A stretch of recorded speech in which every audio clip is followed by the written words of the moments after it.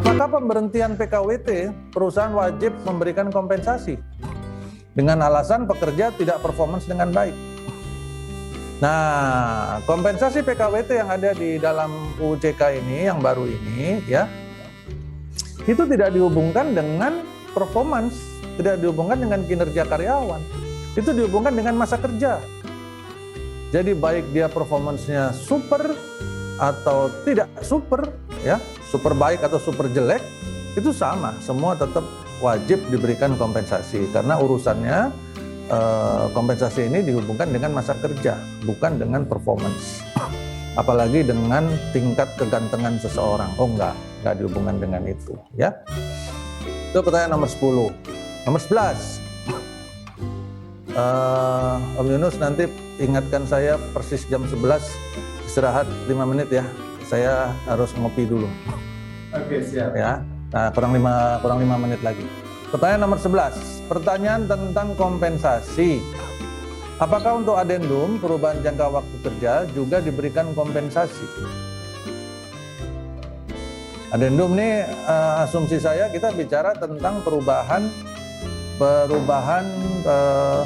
perjanjian kerja selama masa perjanjian kerja tersebut masih berlangsung, ya. Apakah harus diberikan kompensasi? Nggak ada ketentuan itu. Itu kembali kepada bagaimana perjanjian kerja atau PP atau PKB di perusahaan itu mengatur, ya. Misalkan perusahaan itu pengen dia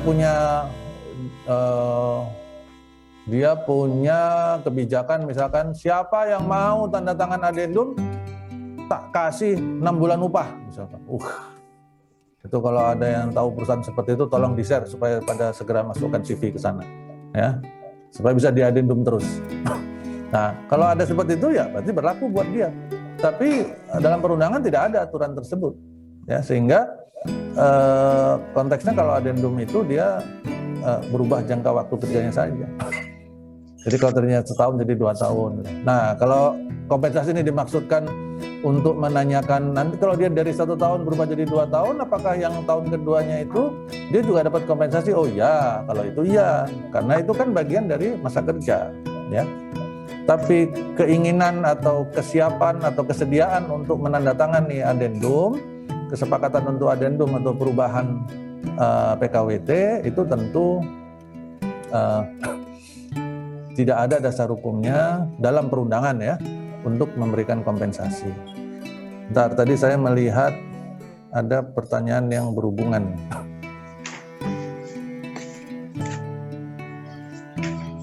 Iya, ini.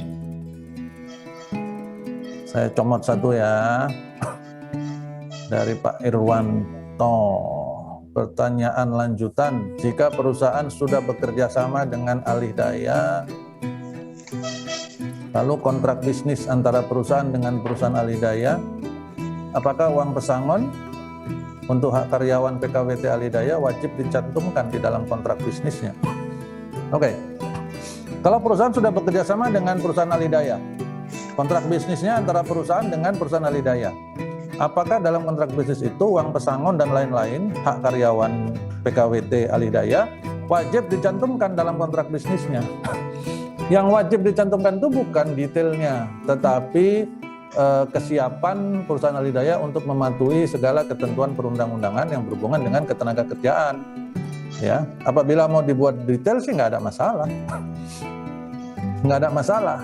Tetapi mohon diingat, waktu di awal tadi, pas kita baru memulai, ingat bahwa akan ada konsekuensi hukum apabila kita tidak pandai-pandai pada saat memasukkan materi-materi pasal tadi, sehingga membawa konsekuensi hukum yang memberatkan, yang berpotensi memberatkan kedua pihak. Yang tadi saya bilang akan menjadi hukum tersendiri, menjadi hukum baru bagi kedua pihak. Ya, contohnya adalah yang tadi menggunakan model copy paste, ya, menggunakan copy paste dengan menghilangkan reference clause-nya itu membuat konsekuensi hukum menjadi hukum baru dan mengikat kedua pihak. Mengikat siapa? Mengikat si perusahaan prinsipal dan mengikat perusahaan alih daya. Ya, maka berhati-hati di sana. Begitu ya Pak Irwanto.